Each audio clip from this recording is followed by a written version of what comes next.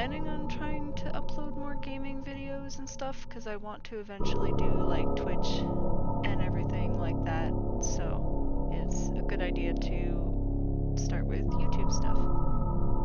Anyway, this is one of my new VTuber models that I'm trying out. I've never done VTubing before, so this will be interesting. I've been wanting to play this game. It's called Growing My Grandpa. I've been wanting to play it for a while. I saw, I think Game Grumps played that or something, and I was like, this looks really weird, so I want to try it. And I think it's a horror game.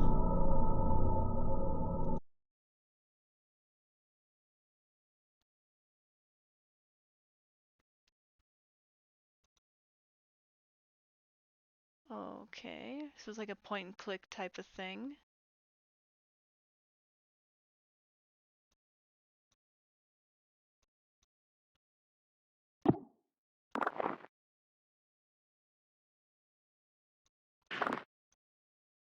Okay.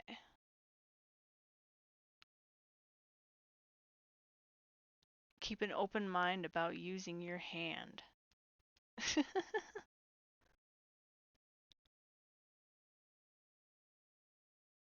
Also, if my VTuber makes weird faces, I'm sorry. I'm trying to get the expressions hammered out correctly. And eventually I'd like to be able to have full body tracking, but that is in the future.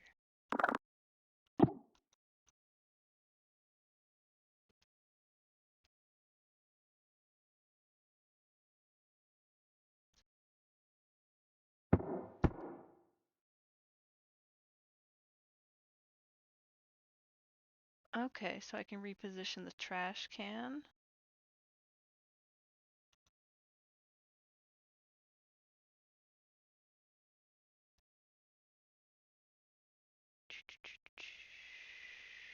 Okay. Maybe I didn't need to do the tutorial. I don't know. I thought it was going to be all complicated and shit. The changing the cursor mode is kind of cool though.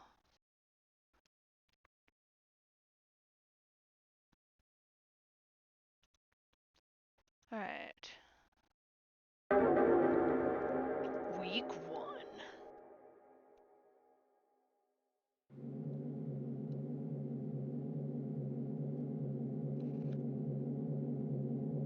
I excused Adrienne during music class today and spoke with her about her recent string of demerits. Demetrius. It was our first time meeting outside of our quarterly evaluations, and I believe it went well. I can certainly understand Mrs. Richardson's classroom observations concerning Adrienne's emotional state. She was, of course, intensely shy when we first met. As I understand it, she is similarly withdrawn in her classroom activities and only speaks or acts when she absolutely must. Some things she simply will not do. Instead of participating in mandatory group activities, she'll sit alone and accept that she will receive a demerit. Me too. Before the meeting, I read Mrs. Richardson's parent-teacher report, which allowed me to estimate some about Adrienne's home life. The parents are well educated and come from a prestigious background, but they lack time to properly nurture Adrienne. She is often alone, and when she is not, the parents seem to not understand the importance of warmth and affirmation when dealing with someone so young. Having two parents of this reserved and icy temperament exacts an inhibition in a child. The child's imagination is subdued, but only ostensibly, for it eventually finds its way into regular life. I surmised that I would be able to reach out to Adrienne by way of make-believe. How are you liking your new house? You've told me you used to live close by, but it could be a big adjustment. A new room, a new school. The basement. I like that. The basement? Yeah, well, there's a lot of cool stuff. Mom and Dad sent me down there. Your mom and dad made you go? Yeah, but there's lots of cool stuff. Well, that's not why they sent me down there, though. Why did they send you down there? Fighting. They were fighting, shouting. I came in to help and they shouted at me, so they said go downstairs. Go clean up downstairs. So I went. That sounds tough. Do they fight a lot? No. Well, It's alright, Adrienne. Maybe you can tell me more about the basement instead. Okay, well, it was weird at first, the stuff down there, but cool. I found something living, sort of. That's very interesting, Adrienne. Please tell me more. By indulging her in her fantasies and stories, I was able to glean more of an understanding of Adrienne's anxiety surrounding her home and her parents. The symbols of Adrienne's stories seem to carry their own traumatic weight, and her exploration of the basement may very well be a vehicle for the conveyance of her anxiety. Whatever might come of our next meeting, whether she will engage in similar make-believe, I will set down her story here. Adrienne's story begins with her delving in the basement with a trash receptacle and the goal of cleaning up. She discovered one of the walls was covered in plastic bags. She went to investigate, intent on tearing away whatever they covered. Ooh, this is creepy looking. Trash bags. Ooh. Can I take that? Yes. Clean me up. I'm gonna take these worms, or hair, or whatever those are. Upon removing the plastic trash bags from the wall, she noticed their interior lining was covered in glass. Like a window, I offered. No, she said, like a mirror. Reflecting inward towards the animal they covered. I gently asked her what exactly this animal was. Here is where the material reality of the story took a turn for the explicitly fantastic and imaginary. Upon her discovery of it, at her gaze, it grew, or extended, its shaggy-haired self. Hair like the fur of a dog, I offered. No, she said. Not the fur of a dog, nor the hair on her head. It grew out towards her, the animal's hair, reaching out. It was hard, standing almost straight, like the hair on a brush. A bristle, I offered. Yes, she said.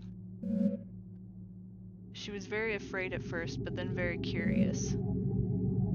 I asked her what else was in the room. More things hidden away, she said. Things of Grandpa's as well.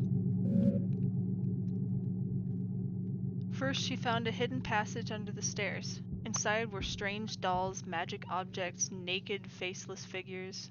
What? I don't know if that should... Okay. I heard these cryptic utterances and merely nodded. In order to keep the game of make-believe going, I only pressed for details where I thought necessary. The faceless dolls could be a simple metaphor for anonymity she feels in her own home. The hidden passage, I am unsure of what to make of that. The revealing of the concealed seems to be thematic in her fantasy. The door under the stairs is but one example. Can I touch? Does it hurt?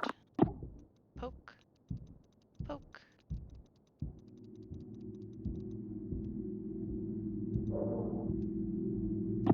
Okay.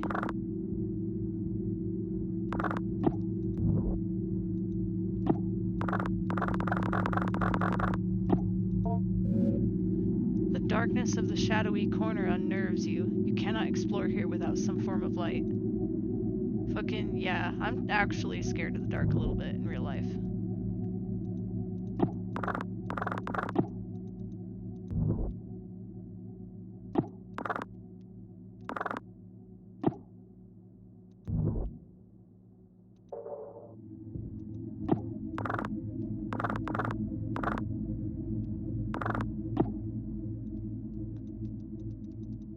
Am I...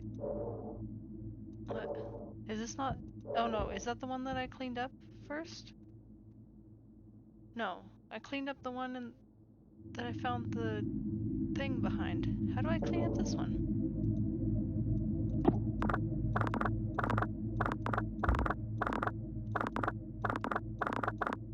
Oh, maybe it's just labeling it. Maybe I can't clean that one up.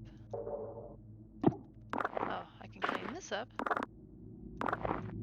Looks like I'm picking up worms.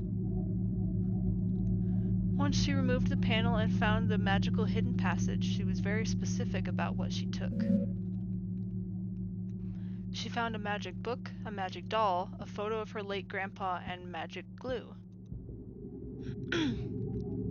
Oh, these are creepy. I'm gonna search the closet first. Whoa. Get some of this trash. Get some of this trash out of here. Get some of this trash. Man, I'm cleaning up so much trash, my parents are gonna have to love me now.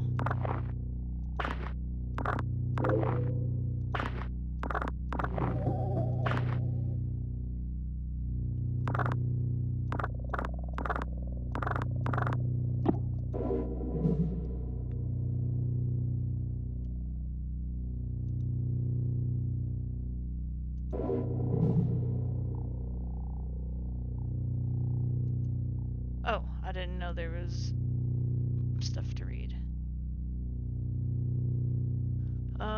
Okay. Oh man. Some of these words I'm probably gonna fuck up. The impetus of this research was the recognition of a particular pattern in fragments of documents relating to magic and magico-religious practices.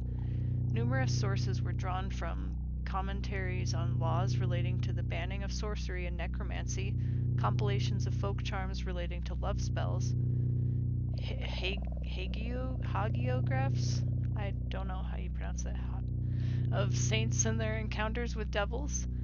The list spans many centuries and a great distance from the Levant to the Kagante, whatever. I can't say these words. To the border of modern nation states of Russia and Kazakhstan today. I'm sorry. I'm so bad at pronouncing. Oh man. Oh no. I don't know if I want to read all this. There's going to be a lot of reading in this game. I'm not a good reader out loud, if you can't tell.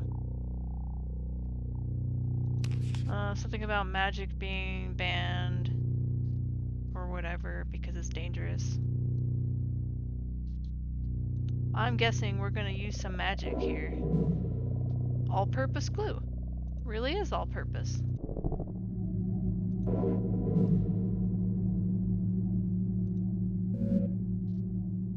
I interrupted to ask what she did with these magical, mysterious materials. Grow grandpa, she explained plainly, and then without missing a beat, she continued on with her story. Feeling this was a potent symbol, I stopped her again to ask what she meant. Somewhat puzzled, I did not understand immediately. She explained slowly.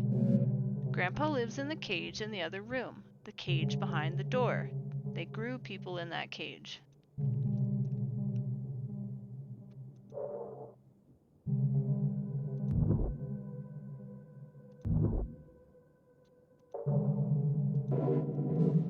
A hastily written note.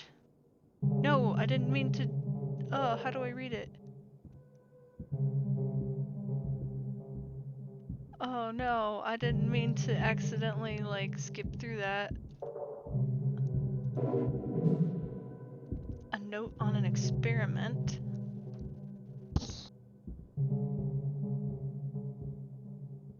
I'm gonna drink some tea really quick, so my VTuber's probably gonna look weird.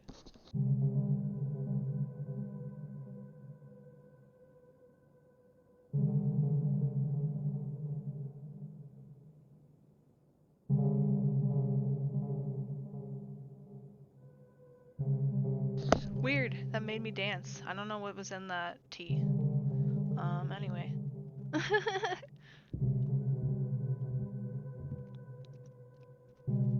For the sake of university policy and the health of any future career you hope to have, you will abide by the non-disclosure contract you've signed. Do not break the anthropoidic vacuum without my prior consultation and approval. Any anthropoidic forms brought into the enclosure area must not be left unattended. When not in dormancy, the sample will attempt to take anthropoid shells. Please see shell notes for more on that. I don't know if I pronounced that word right either, but that's okay. I tried. The sample's exposure to some of our neuronal activity is unavoidable. However, the speed at which its desirous yield is produced can be dampened by several precautions regarding libidinal and emotional urges. Keep conversation not related to lab work to a minimum. Boy, I'm gonna have so many words to look up after this. If you begin to suspect that you are developing attachments to your colleagues, contact me as soon as possible. Yeah, you gotta hate them. Ritual behavior with the sample, trading, bargaining, will result in dismissal from the project. The precise mechanism of the exchange of symbols and gifts required for a requested desirous yield is not known, and even then anecdotal accounts of success are illegible, end in violent death.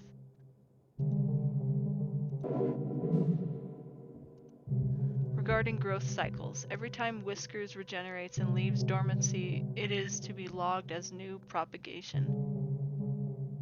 This sample's bodily existence cannot be illegible, i.e., a part cannot be cut from the whole, so there can only be one living propagation. Propagations are to be terminated after 5 weeks. Any further development puts us at risk. Termination procedures will be posted and followed with extreme care. With all of that out of the way, I want to welcome you to the project. I look forward to working with you, Dr. Hart. Okay. What exactly do my parents do for a living? Cause like, what? How do we have all these notes that are clearly scientific?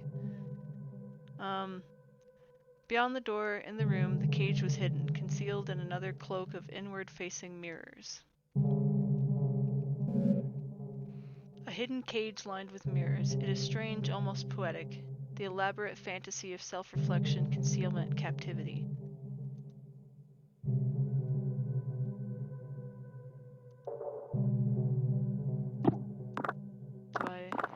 Oh, yep. Take this stuff off. Yeah, clean up. At the cage, she finally cast her spell. But it was confusing, she confided at first. She took the magic doll, the magic glue, and the photo of her grandpa, and she combined them, and she wished very hard. I can only assume in this fantasy that next her wish would come true. In what child's story would it not? Grandpa? Grandpa?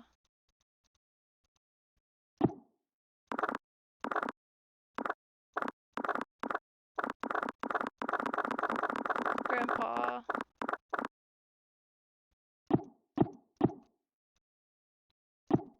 What am I trying to grab here?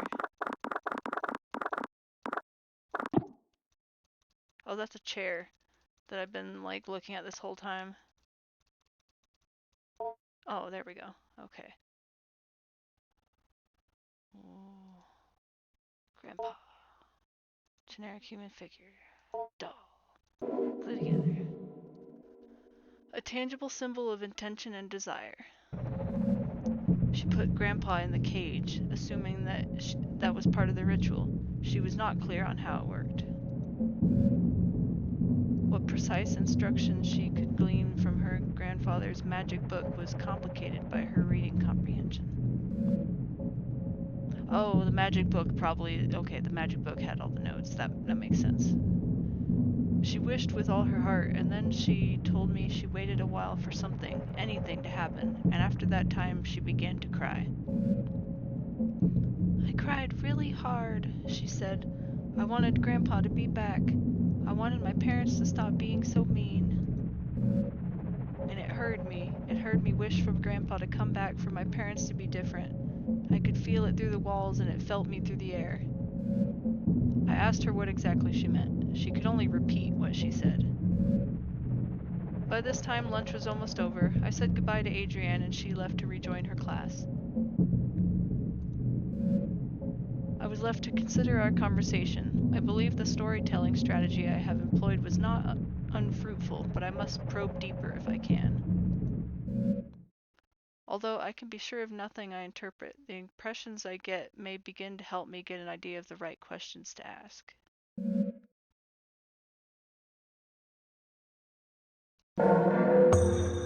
I can discuss things with Grandpa?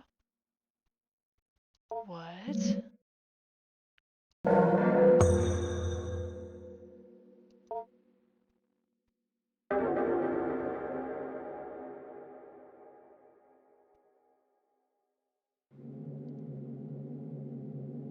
I met again with Adrienne in order to address her emotional outbursts in the past few weeks.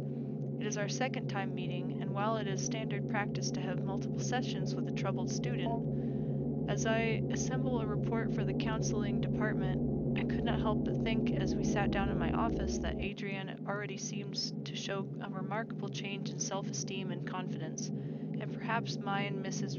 Richardson's estimation of her as emotionally disturbed was erroneous.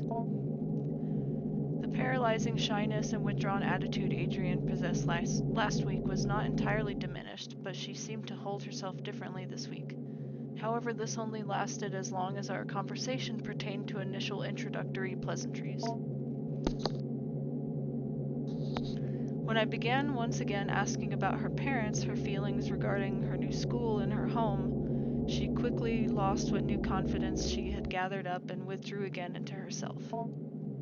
So once again I partook in some collaborative make-believe, but this time I was aided by the fact that I had managed to do some research into Adrienne's grandfather, and I had some insight into what she might actually be finding in the basement.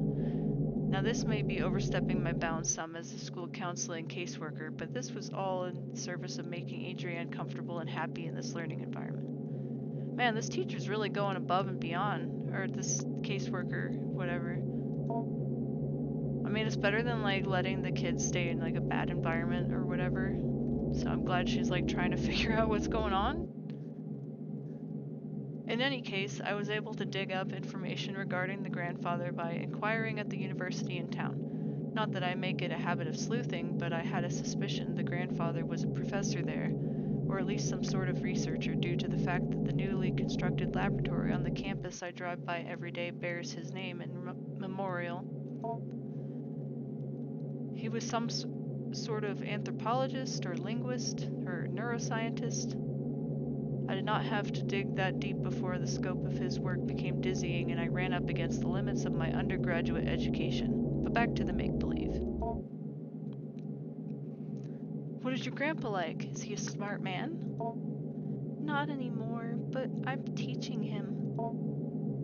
So he's grown a good deal then. You have been feeding him well? Yeah, he's getting bigger, but he has a lot of room in his cage. He's still behind the bars? Yeah, well, he might able to climb out eventually. There's this vent in the ceiling. Well, perhaps if he climbs out I could meet him someday. Yeah, maybe, but he's not ready to leave. He can't take care of himself. I have to feed him, pick up after him. So you store the food in your lunchbox? That's nice of you to share. He can almost talk. You cannot speak with him? He doesn't have a mouth, sort of. But how do you feed him? He has a mouth on the outside, on his shell, or the stuff that's his skin. I'm a little confused. Maybe you can go through a typical day with your grandpa? Okay. I asked her to explain how exactly she goes about growing her grandpa, and Adrienne began another tale. According to Adrienne, in the week that had passed, much had changed in the basement.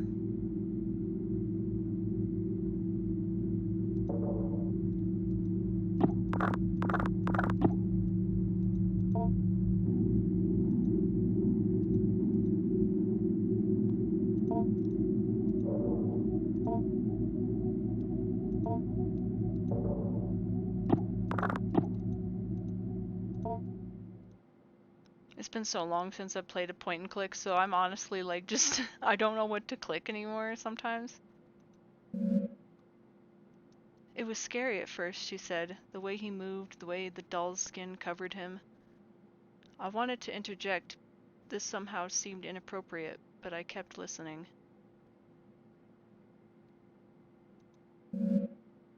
When I look at him, she continued, when I think about him, he grows and moves. It's like he's growing for me. So he's growing bigger now, I asked. Yes, she said. Bigger every day.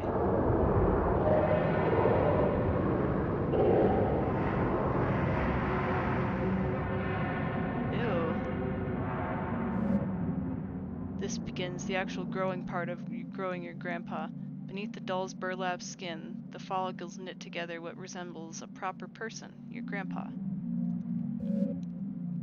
You are in charge of its cognitive development and diet until it is able to sustain itself.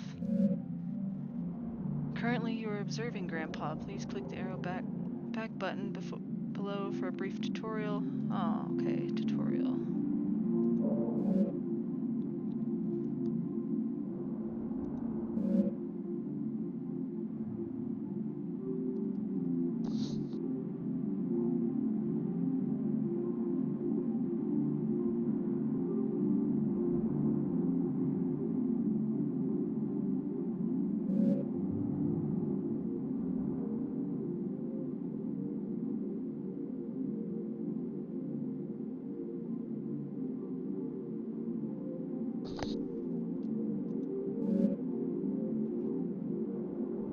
I can make my grandpa nauseous? Aw. I don't want to do that.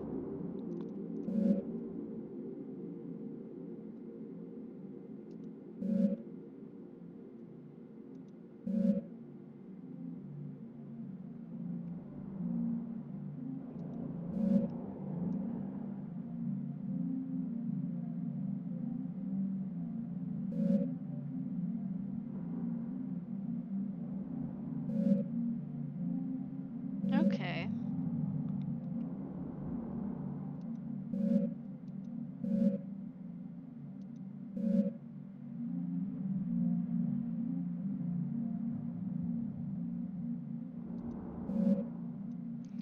Well, they said good luck, so that's probably a bad sign. I wonder if I can mess it up really bad. Alright, let's see. I think there's some stuff that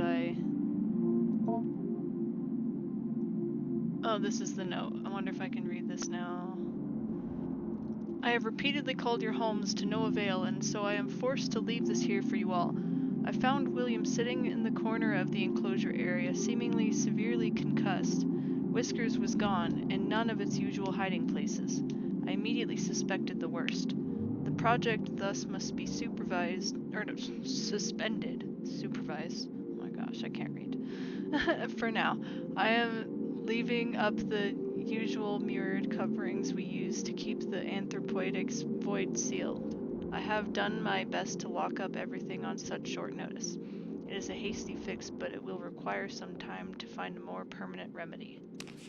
I am honestly hoping you do not find this note, as I intend to lock the house down too. I intend to race off to you to retrieve your lockbox keys. Do not worry about William's key. It and the rest of his equipment is almost certainly deep within Whiskers now.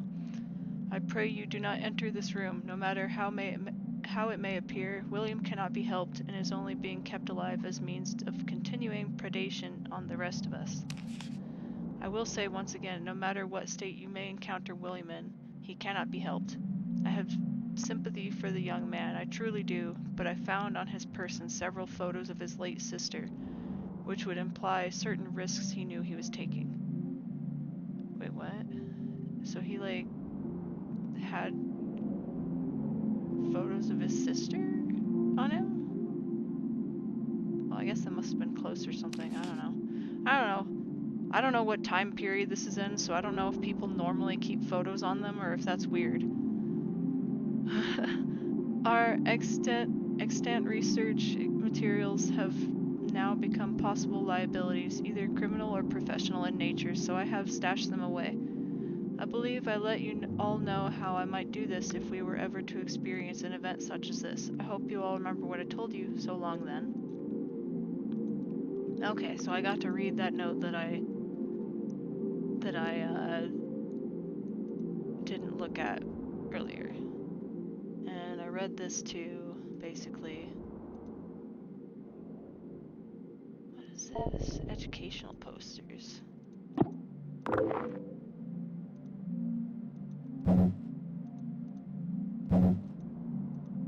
Wait, am I throwing the... Oh, I don't want to throw this away.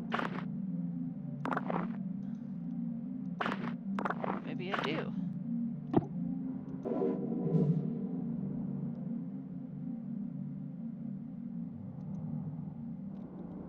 The researcher will seal off the enclosure bars, ensuring minimal gas leakage during the later fumigating process, and then retrieve the burned barrel and place it near the enclosure. Allow at least 48 hours of time where the current growth cycle experiences no human-related stimuli. Do not enter the enclosure area nor any part of the basement. Ideally, you will not be on the grounds at all. After 48 hours, 2 researchers will enter the basement wearing their assigned mirror mask, mirror apron, and powered air-purifying respirator. The researcher will use the vent system to fumigate the enclosure area. Wait 30 minutes and then use the fan system to ventilate the enclosure. Keep the fans running during steps 3 through 4. Re-enter the enclosure area wearing your assigned mirror masks and aprons. The organism may or may not be in complete dormancy. If it is not in full dormancy, be assured that its capacity to act against you will be greatly diminished. With your assigned power drills, quickly remove any enclosure bars needed to access the organism. Put them aside for later reinstallation. Put the organism into the burn barrel. Incinerate the organism thoroughly. Wait for any smoke to be properly cleared by the fan system. Turn off the fans. One researcher will retrieve the nucleus from the ash and place it into the mirror box. The other researcher will sift through the ash and place any other substantial remains in the biohazard bin in the room outside of the enclosure area. The bin is locked for safety reasons. The code is 323245. The researchers will fill out a termination form and leave it for Dr. Hart. I wonder if I'm going to need that code. 323245. Ooh. Oh, I can tell. Oh, okay, so the things that I did throw away I probably didn't need, and the ones that I clicked on are ones that I can learn things from. Okay. So I'm sifting through trash to like find educational materials and stuff like that. And food.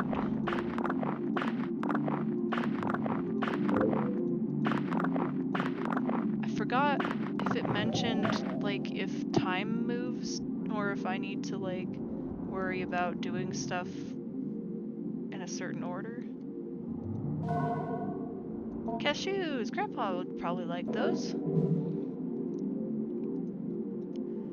It was said to pass from one family of steppe people to another, but pressed on its ultimate origin, illegible. I can't read things right for a second.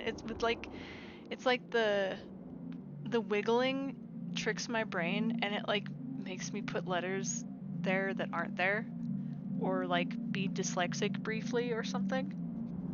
But man, it is messing with my brain a little bit. Anyway, somewhere to the south, coiled in a bowl, covered in incantations, buried upside down by a graveyard, a common late antiquity demon trap, the keeper, an elderly man in failing health, was ready to expound on and on about the dangers of the organism, but when I asked more pointed questions about the history of its acquisition, I was given curt responses that had a way of circling back to vague warnings. Okay, so...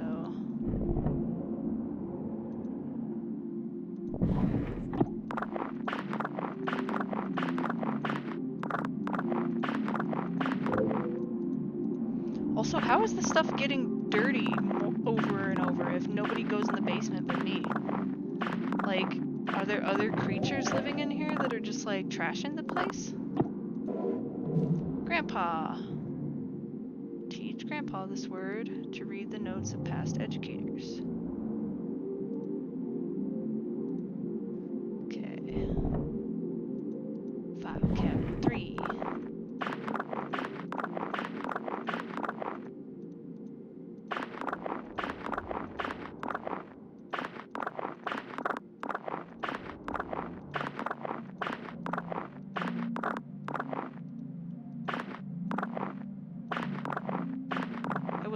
kind of satisfying to clean up the stuff. Ooh, secret notes.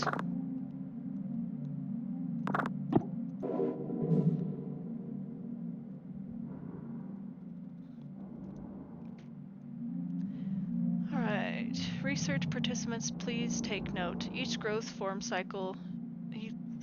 Oh my gosh. Each growth from a cycle does not require a shell, but you may find the sample will often try and seize on something somewhat flexible it can grow into, along with any desirous yield it may generate, or else it will move from one shell to the next as it outgrows them. In the small amount of time I've spent with it in preparation, I have noticed it tends towards human forms. However, we should keep a tight lid on the anthropoidic seal in order to be cautious before we begin to experiment with exposing it long-term to anthropoid stimuli. Okay. Cleanup procedures. To my colleagues, I don't mean to be overly severe in tone, but Dr. Hart's work is very important and the material we are working with is potentially very dangerous. I will be handing out a copy of this note as a reminder to everyone. I am not trying to single any particular person out. Johnson! No, I'm just kidding. We all have misconceptions about the nature of this project from time to time. With that out of the way, here are some things to keep in mind. The active growth must be thoroughly terminated via the correct procedures at the very least 4 weeks after dormancy is interrupted.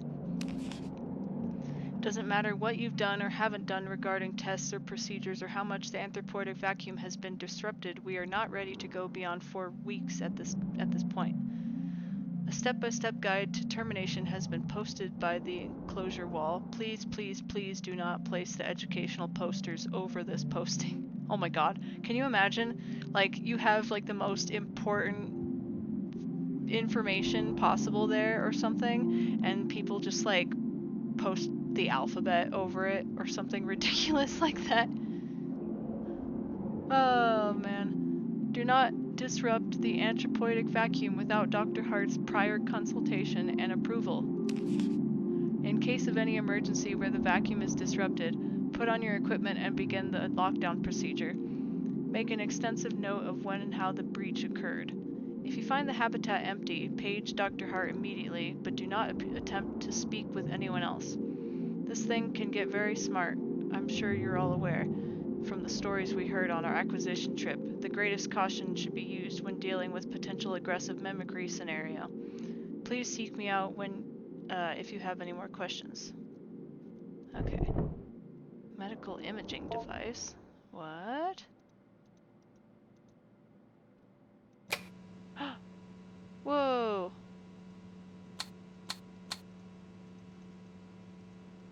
Okay. I can't use anything with that yet, I don't think, but...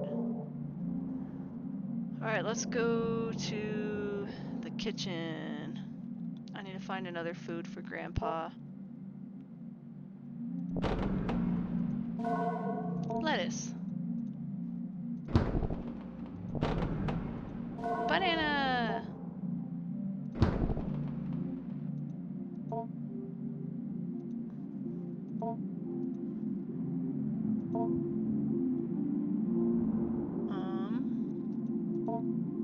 Oh, this is just if I... Okay, this is to make something into food with a vegetable or fruit combined, I'm guessing. Cashews, lettuce, banana. Okay, so I think I have everything. Let's observe him first. You examine Grandpa, noting its movements, respiration, and general mood. Grandpa seems sort of sluggish and bored. You get the feeling it may be more content and readily cooperative once fed and taught a word or two. Okay, so I gotta feed him and teach him before I even talk to him, I bet. So let's feed him first. Sure, I'll do this tutorial for how to feed him. This brief tutorial will go over the basics of feeding Grandpa via induction of your unprotected insula Grandpa has simulated the production of tooth enamel to mimic a human mouth. It will need to be fed through this in order to properly learn and grow. Okay.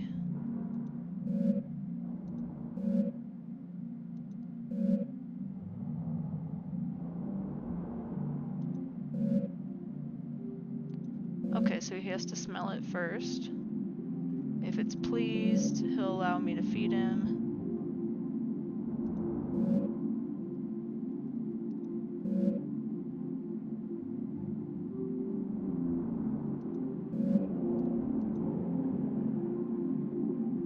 Okay, let's feed him. Oh god. Okay. Let's see. What do you think about banana? Is it this way? Is this where his nose is?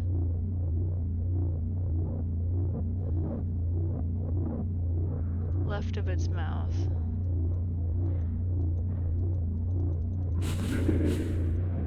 Indifferent, but it'll accept it.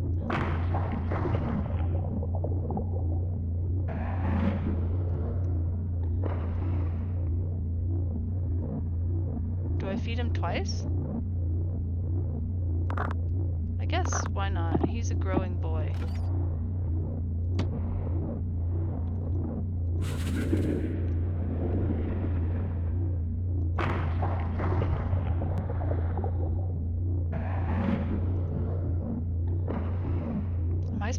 Am I gonna feed him everything? Is that how much I'm supposed to feed him?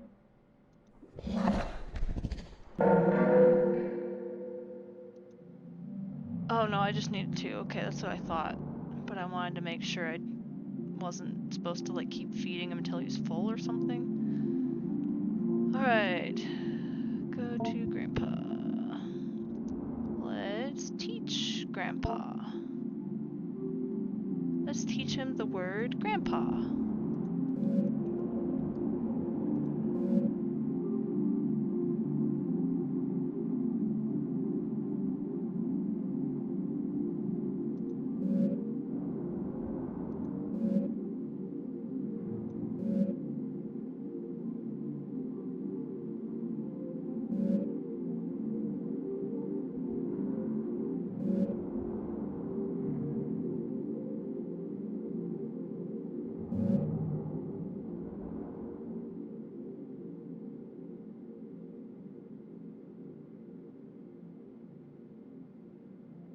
Oh, this is gonna be interesting.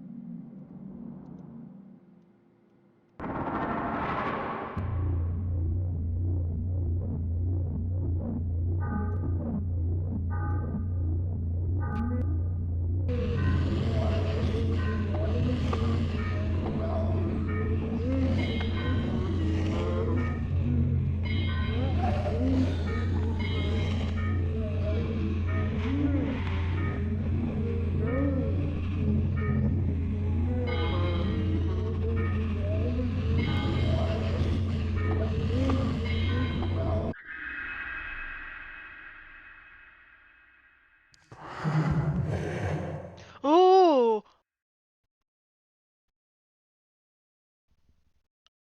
That was so weird. I don't like that. That was gross.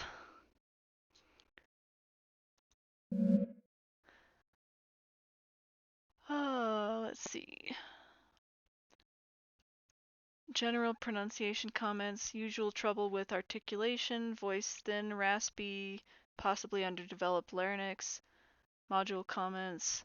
We have done several sessions of what we are calling familial relations simulation. I and a co-researcher sit in chairs opposite the enclosure. We are wearing the usual masks, and we begin to act out a scene, mostly through improvisation, that might roughly resemble a kitchen table conversation between an immediate family. Repeated trials would reveal although our simulated conversation was purposely vague and unspecific regarding persons and identities, we would only address each other as brother, father, sister, etc. It soon became apparent the encoded information and associations we unconsciously drawn upon them while hearing and speaking these words was picked up on by Whiskers and its psi-type field of reception/interpretation of brain/mind event/semantic content. My co-researcher William noticed this in a simulation where Whiskers was given a role as a sister and he as a brother. I was the father. Whiskers began responding to certain prompts with unusual specificity as well as general pattern and timbre of speech that continued with unusual consistency. As soon as the simulation ended and we left the enclosure area, William let me know that Whiskers was almost certainly drawing from encoded memories of his late sister. Mapping out exactly what regions and centers of neural activity are intercepted by the psi-type field will take extensive neuroimaging that we do not have at this site. Currently, we only have less precise portable equipment. However, our experiences so far eerily in line with folk knowledge and folk explanations regarding the being's access to desires, and we can begin to infer it has access to certain portions of the limbic system and the ventral temporal cortex. There we go, man. That was a hard one to get through. Where are the other cards? Did I throw something away?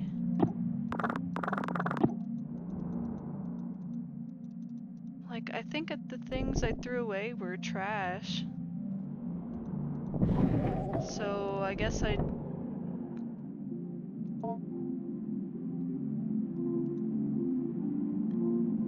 yeah, I think that's the only one? Okay.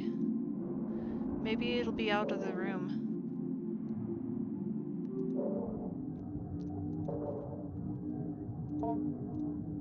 Oh yeah, I already did that.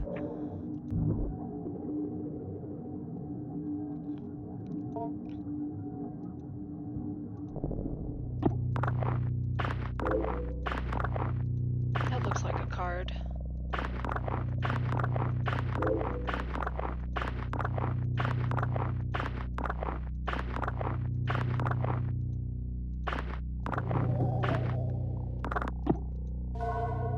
A corroded battery. I don't think I should feed that to Grandpa.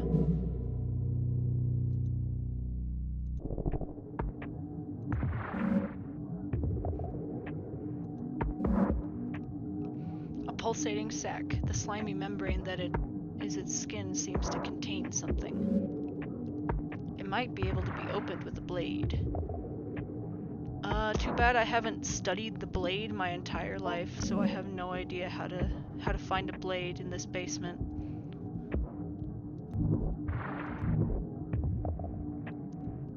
Alright, trash pile.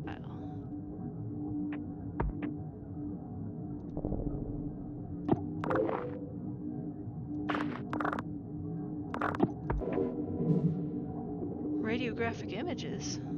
Cool.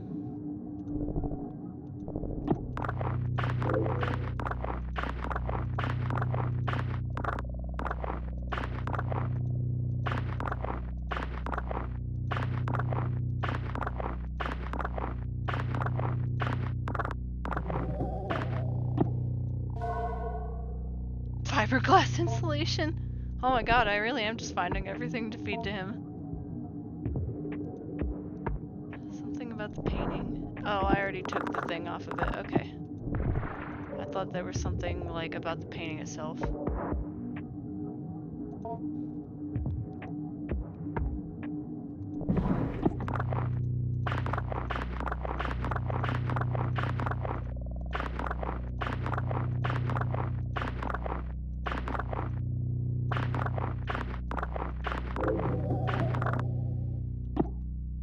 Blueberries.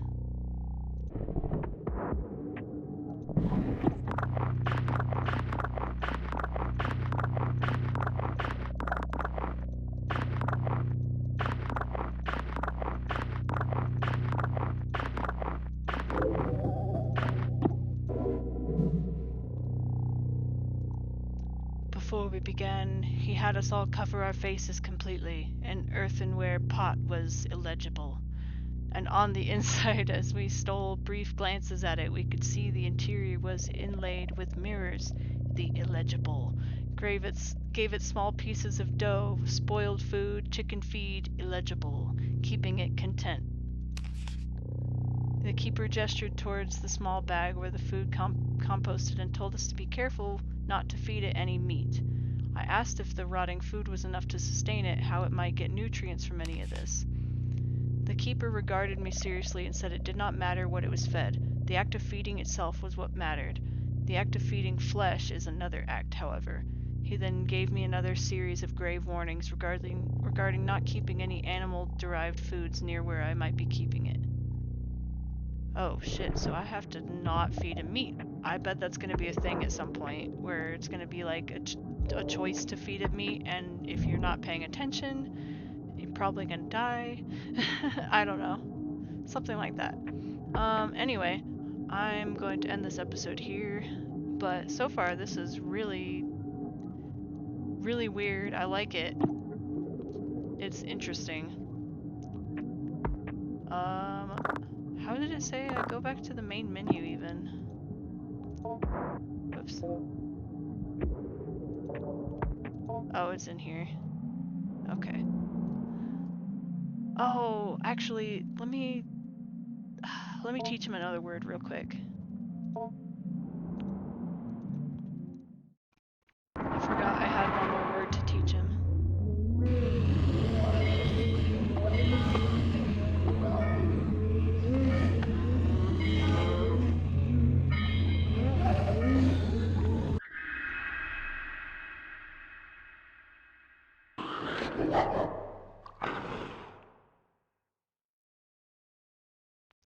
I don't know why, but this one wasn't as creepy as the grandpa one. Sloppy articulation.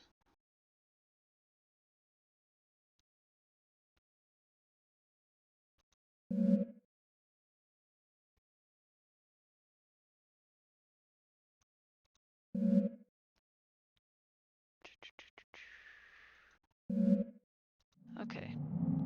Alright, now I'm going to end this episode here. So, thank you for watching. I'm probably going to do more VTuber stuff, and hopefully it'll get better as we go. So, yeah, bye!